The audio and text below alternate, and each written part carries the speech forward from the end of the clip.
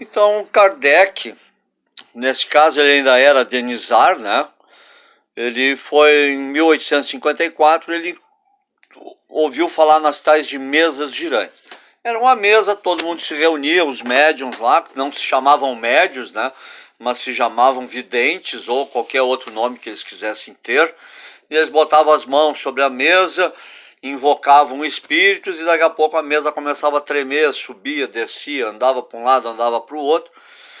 Então, mas isso era feito em termos de distração. Era uma coisa, um fenômeno tipo de circo, não era, tinha nada de espiritismo nisso aí. O espiritismo não existia, o espiritismo passa a ser codificado por ele, por Denizar. Aí ele conheceu um senhor chamado Fortier, que afirmou que as mesas, além de mexerem, elas falavam. E o Denizar disse, olha, isso aí eu só acredito vendo.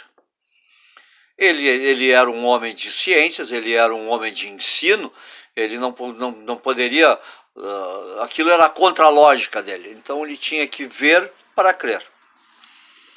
Então ele passa de 1854 até 1856, ele começa então com 50 anos a se inteirar desse movimento que vai dar início ao espiritualismo. E aí, em maio de 1855, ele pela primeira vez ele testemunha as tais mesas girantes. E ainda vê uma psicografia numa mesa de ardósia. Ardósia é um tipo de pedra que dava para escrever em cima, tá? E ele entendeu que isso não era uma força comum, isso era uma força que deveria ser entendida muito, que tinha um alcance muito mais além do que ser simplesmente um passatempo e uma brincadeira. Então, uma das suas primeiras conclusões, né, é que os espíritos, isso é palavras do Allan Kardec, tá? É entre aspas isso, é ele que disse isso, em 1855. Os espíritos, sendo apenas alma dos homens, não possuem nem a sabedoria, a soberana sabedoria, nem a soberana ciência. Seu saber era adstrito ao grau de sua evolução.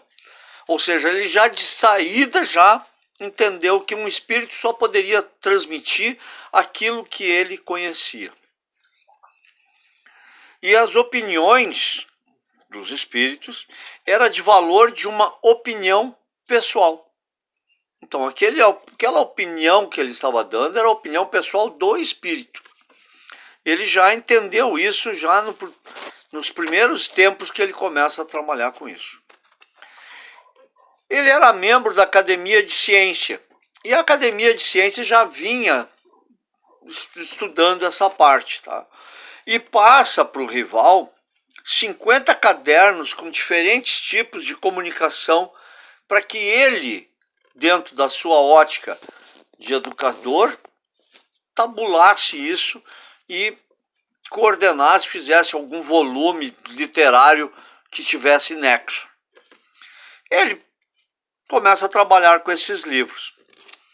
Então, um médium psicografou uma comunicação para o Denizar Rival e se intitulou Seu Espírito Protetor. Esse espírito protetor conversa, tudo por psicografia, né? Porque o Kardec levava perguntas prontas para serem respondidas pelos espíritos. Por isso que ele começa a codificar. E os primeiros livros dos médiuns e dos espíritos, ele é feito em perguntas e respostas.